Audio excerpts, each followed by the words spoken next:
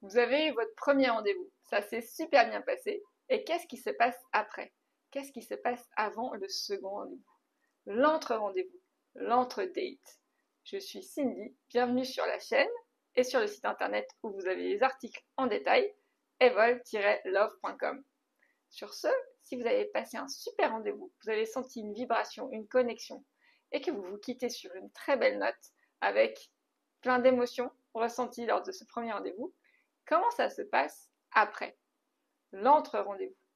On va explorer dans différentes vidéos, vous avez plusieurs articles, plusieurs vidéos, et notamment je vais vous parler de l'asymétrie entre la polarité féminine ou la femme et la polarité masculine. La rencontre a eu lieu, il y a eu une vibration, une intensité du moment, des regards habités, et puis depuis, après, silence.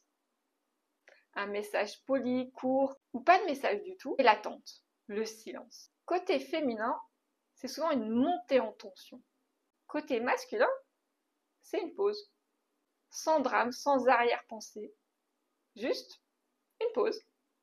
Là, on voit qu'on a deux mondes affectifs de rythmes différents et un gouffre entre les deux. D'un côté, le lien va être une continuité chez la polarité féminine. De l'autre côté, chez la polarité masculine, ça va être plus une intensité du moment en présence. Et le manque va se ressentir de différentes façons.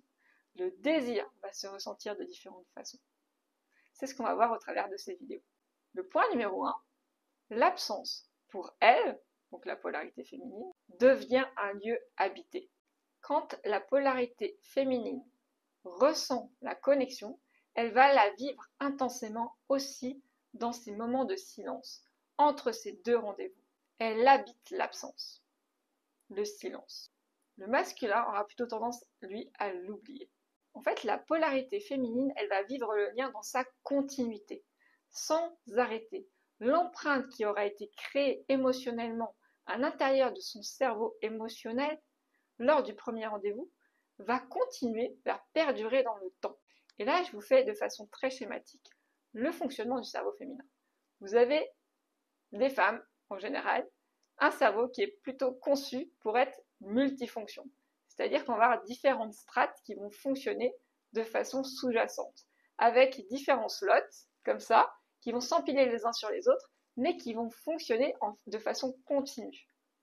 Et vous voyez très bien que si vous avez en tête cette personne en l'occurrence, même si elle n'est pas en top liste de votre tâche ou de votre moment présent, elle a quelque part toujours ici dans votre système de façon sous-jacente.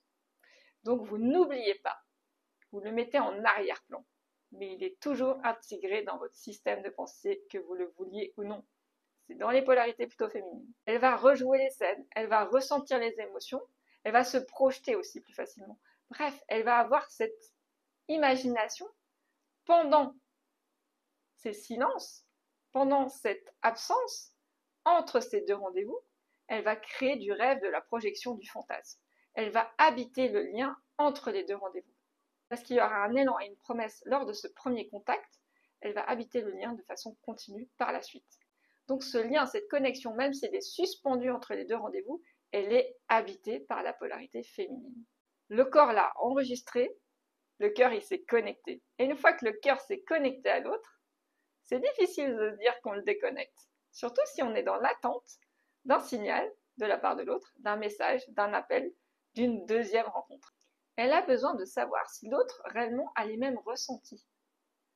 Et ça, elle ne peut avoir confirmation que si l'autre habite la relation, ou en tout cas a une attention pendant ce laps de temps pour elle.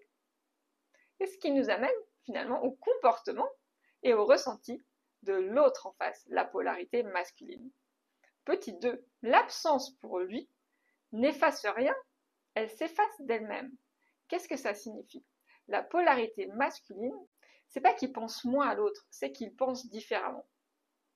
Je vous ai parlé du cerveau féminin, avec les différentes tâches, avec ses différentes structures, slots, et couches les unes sur les autres, mais qui fonctionnent en simultané. Pour l'homme, on peut voir ça différemment. Si on doit faire une caricature, ça reste des caricatures, on est d'accord? Sur le cerveau masculin, il va avoir des slots parallèles. Il va switcher de l'un à l'autre. Il est sur cette tâche, les autres, elles sont complètement sur le système off. et il va basculer comme ça de l'un à l'autre. Et vous voyez qu'une fois qu'une tâche est mise en off, elle disparaît de son cerveau principal. Mais elle reste quand même quelque part dans sa mémoire interne. Sauf qu'elle n'est pas activée en continu. Ce qui fait que, effectivement, on a deux rythmes, deux façons de fonctionner, deux systèmes émotionnels différents. En réalité, entre ces deux rendez-vous, c'est pas qu'il oublie la femme en face, c'est pas qu'il a oublié la connexion, mais c'est plutôt qu'il ne l'habite pas en continu. Il habite la connexion, le lien à l'autre, à la polarité féminine, pendant le rendez-vous, mais ne l'habite pas entre les deux, ou rarement. Il a vécu la même intensité pendant le rendez-vous, il a peut-être vécu une super connexion pendant le rendez-vous, mais quand le rendez-vous c'est fini, vous ne restez pas en sous-jacent, ou peu, parce qu'il a son quotidien, il a ses habitudes, il a son agenda, et il va fonctionner par bloc. Donc pour lui, le lien n'est pas une continuité, la connexion à l'autre n'est pas en continu, c'est plutôt par points, c'est des pointillés. Et déjà, si vous avez compris cette mécanique, vous vous dites, ces deux systèmes, ça va être compliqué de les faire fonctionner ensemble. C'est le point numéro 3. Dans ce silence entre deux rendez-vous, les deux personnes sont des individus à part entière, qui vont vouloir se relier, mais potentiellement, si elles n'arrivent pas à communiquer suffisamment dans ce silence, ces non-dits, entre les lignes, il va se jouer des choses. Et s'il n'y a pas une meilleure connexion, une meilleure communication à l'intérieur de ces silences, les personnes elles vont vouloir vivre la même chose, mais pas réussir à se connecter et à se reconnecter. Voilà ce qui peut se passer. C'est un peu caricatural. Mais elle va se dire, il ne m'écrit pas, je ne l'intéresse pas. Lui va se dire, elle ne m'écrit pas, tout va bien. Même fait, perception différente. Deux logiques parallèles. Et c'est incompatible si on ne sait pas les décoder. Un homme ne va jamais penser comme une femme ne va jamais penser comme un homme. Alors que finalement, ils pensent la même chose, mais ils n'agissent pas de la même façon. Ce qu'elle va vivre comme une absence affective, lui va le vivre comme une respiration naturelle.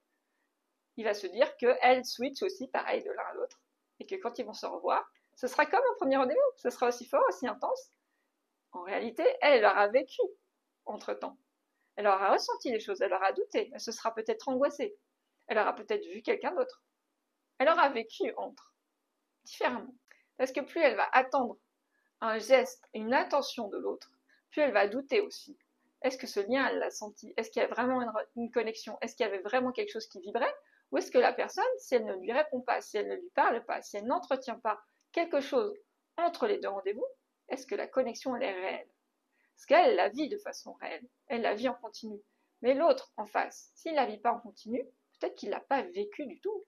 Donc ces hypothèses, ces angoisses, elles sont liées à une réalité du terrain. Si la personne en face n'a pas eu ce même ressenti, il va s'en désintéresser. Il ne va pas lui renvoyer de message. Il ne va pas revenir vers elle. Donc son interprétation n'est pas complètement fausse, ça peut être une réalité.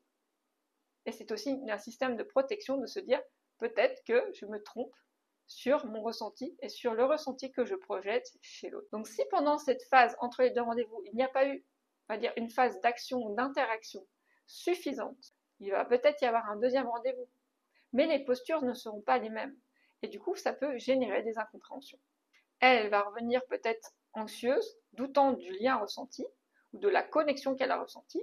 Et lui va peut-être s'étonner qu'il y a un malaise. La personne qui l'a quitté sur une très bonne note la dernière fois, là, il la sent plus froide, plus distante, plus anxieuse peut-être.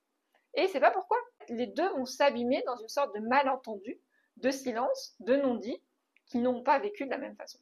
L'absence n'est pas un signal de désintérêt. Ça peut l'être, mais pas toujours. Chez beaucoup d'hommes, le manque ne surgit pas dans l'absence de l'autre, ce qui est le cas souvent pour la femme. Il surgit à la re-rencontre. Le désir, l'envie, le manque est vécu chez la femme entre les deux rendez-vous. Pendant le rendez-vous, elle se sent bien, elle se sent en sécurité, elle se sent connectée à l'autre. Entre les deux, l'absence de l'autre fait ressentir le manque et le désir de se connecter à lui. Pour un homme, entre les deux, il a son quotidien, il a sa vie, c'est rempli déjà. Par contre, pendant le rendez-vous, il va y avoir un manque, une envie, un désir d'être en contact avec l'autre, de se connecter, d'avoir une intensité du moment, de jouir de l'instant présent. Parce qu'il est beaucoup plus incarné dans le présent. Et la femme va être beaucoup plus incarnée dans la projection. Et vous voyez que c'est deux systèmes de fonctionnement et ces deux modes de communication qui seront très différents et difficiles du coup peut-être de rentrer en communication Et si vous n'avez pas les clés pour communiquer et comprendre le système de l'autre, ça peut amener à des malentendus. Donc en conclusion, ce qu'il faut comprendre, c'est que ce décalage de rythme, de système, de fonctionnement, c'est pas une faille, c'est une clé. Et là, vous avez la clé de comprendre comment l'autre fonctionne, de comprendre comment vous pouvez vous adapter. C'est parce qu'on est très différents, qu'on a des polarités très différentes, qu'on va se compléter aussi. Et c'est parce qu'on est complémentaires et différents qu'on a le côté mystérieux de l'autre, de ne pas comprendre exactement comment il agit. On n'a pas besoin de comprendre tous les mécanismes, tous les systèmes. Moi, je vous explique pour que vous ayez des clés.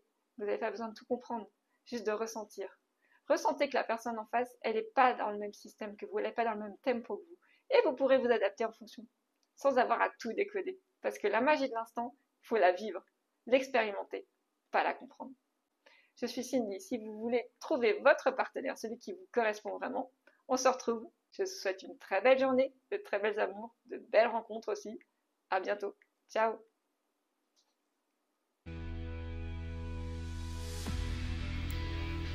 Tu ne veux pas juste comprendre, tu veux vibrer pour de vrai.